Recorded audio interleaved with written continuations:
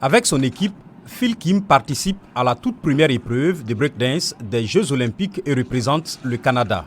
Phil Kim a commencé à breaker à l'âge de 12 ans après avoir vu des artistes de rue dans le centre-ville de Vancouver.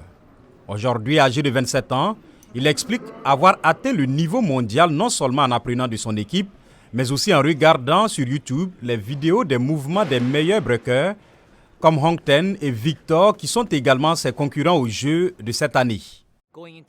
C'est la première fois que nous participons à un événement comme les Jeux Olympiques. Nous sommes désormais le visage du breaking pour un public plus large et une plateforme plus importante. J'assume donc cette responsabilité.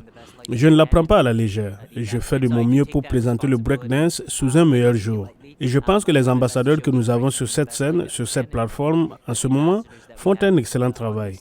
Et oui, je suis heureux d'en faire partie. Vous savez, nous écrivons l'histoire au fur et à mesure. Nous sommes littéralement en train de la créer.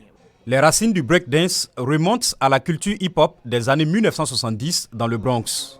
Ses mouvements acrobatiques et son jeu de jambes stylé s'appuient également sur un DJ et un MC pendant les breaking battles.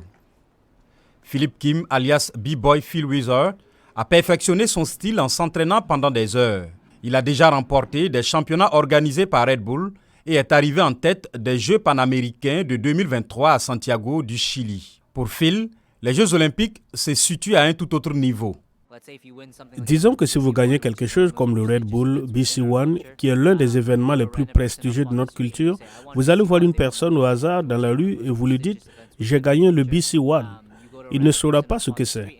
Mais si vous allez voir une personne au hasard dans la rue et vous lui dites « Je suis un athlète olympique ou j'ai gagné les Jeux olympiques », tout le monde sait ce que c'est. C'est immédiatement reconnaissable. Le breaking est physiquement exigeant et Phil Kim travaille avec un entraîneur depuis 2017. Selon lui, le défi réside dans le fait que les gens peuvent voir les mouvements impressionnants et ne pas comprendre pleinement le sport.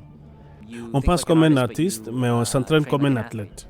La compétition de cette année, qui a débuté aujourd'hui, va durer 3 jours avec 16 B-Boys et 16 B-Girls. L'épreuve se déroulera au même endroit que le BMX Freestyle, le skateboard et le basketball à 3 sur la place de la Concorde. Il pourrait s'agir des seuls Jeux olympiques à décerner des médailles de breaking dance, car les Jeux de 2028 à Los Angeles, aux États-Unis, n'incluront pas ce sport.